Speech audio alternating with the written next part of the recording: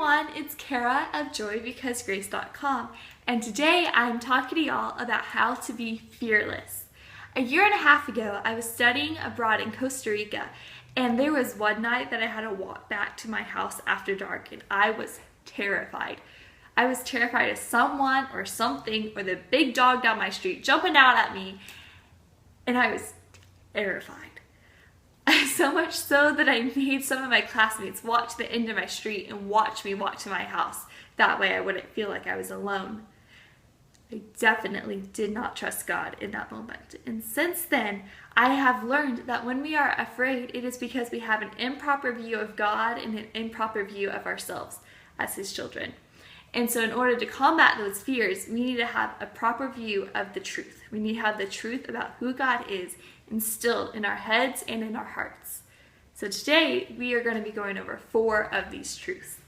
Truth number 1, God made everything.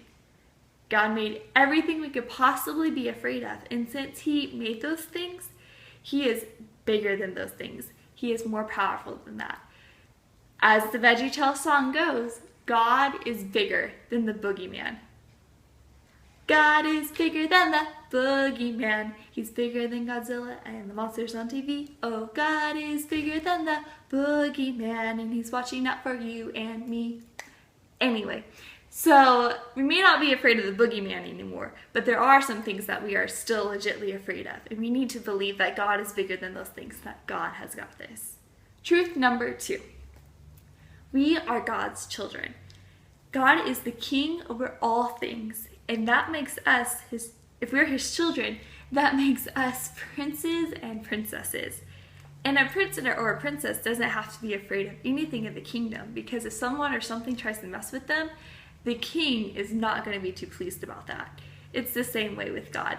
We are His children, and so if something tries to get at us, they have to get through God in order to get at us. Or think of it kind of as like a bodyguard. If, say, God was our bodyguard, something would have to get through Him in order to get at us. So we are safe because God will protect us. Number 3, God is our refuge.